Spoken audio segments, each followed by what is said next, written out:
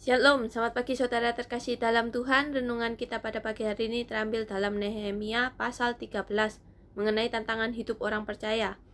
Apa saja bentuk tantangan hidup orang percaya yang dibahas dalam Nehemia pasal 13? Yang pertama yaitu jabatan atau kekuasaan. Orang yang memiliki kekuasaan atau jabatan lebih sering memanfaatkan kekuasaan yang ia miliki untuk kepentingan dirinya sendiri. Nehemia 13 ayat 4-7 menceritakan tentang seorang imam besar yang seharusnya bertugas menjaga rumah Allah, malah menajiskan rumah Allah dengan memberikan ruang di dalam bait suci kepada musuh Allah, orang Amon. Padahal sebagai seorang imam besar, ia seharusnya tahu aturan Tuhan yang tertulis dalam 2 Tawarik 23 ayat 6a yang berbunyi, siapapun tidak boleh memasuki rumah Tuhan selain daripada para imam dan orang-orang Lewi yang bertugas. Di dunia sekuler juga dapat kita lihat banyak para pejabat yang memanfaatkan kekuasaannya untuk kepentingan dirinya sendiri. Mereka korupsi besar-besaran. Mereka melakukan hal-hal yang mereka anggap benar meskipun itu salah. Mereka dapat membeli hukum dengan kekuasaan dan uang mereka. Jika kita memiliki kekuasaan, jabatan, tolong dipergunakan dengan baik. Pergunakan itu untuk kebenaran dan kemuliaan nama Tuhan. Janganlah membuat kita menjadi batu sandungan bagi orang-orang yang tidak mengenal Tuhan. Ingatlah Galatia 6 ayat 5 yang berbunyi, karena setiap orang akan menghadap Allah dan mempertanggungjawabkan perbuatannya masing-masing. Tantangan yang kedua yaitu memberi persembahan.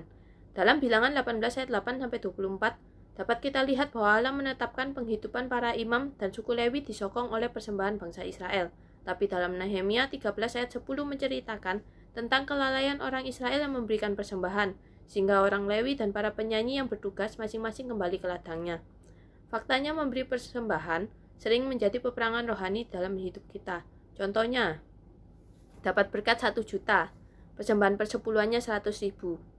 Masih enteng ya, 100.000.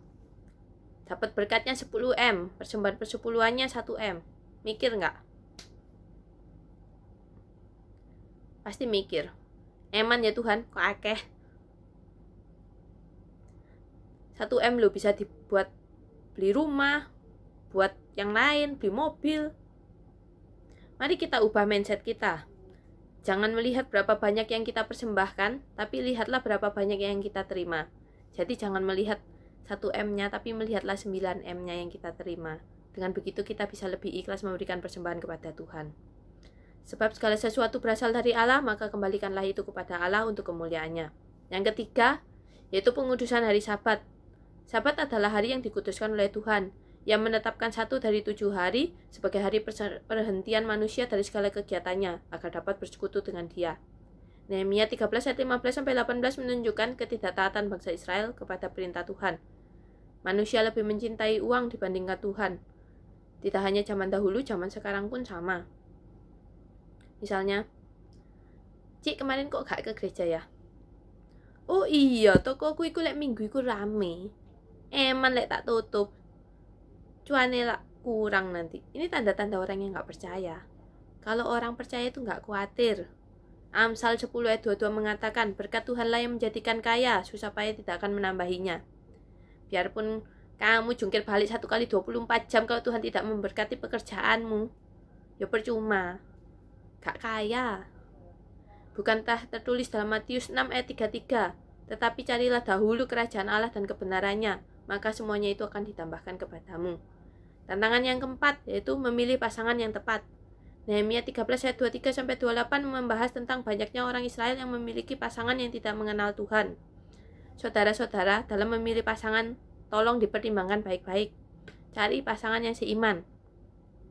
Seringkali kita menyepelekan ini. Gak apa-apa dapet yang gak seiman. Nanti dia tak bawa. Mengenal Tuhan. Jangan salah. Setelah menikah, banyak yang terjerumus malah menjauh dari Tuhan. Ingat Raja Salomo, dia berhikmat di mata Tuhan, tapi ia jatuh dalam dosa karena istrinya menyembah berhala. 2 Korintus 6 ayat 14 berbunyi, janganlah kamu merupakan pasangan yang tidak seimbang dengan orang-orang yang tak percaya, sebab persamaan apakah terdapat antara kebenaran dan kedurhakaan, atau bagaimanakah terang dapat bersatu dengan gelap? Karena itu, carilah pasangan yang seiman. Jadi, jika salah satu jatuh, yang lain akan menolong dan menguatkan.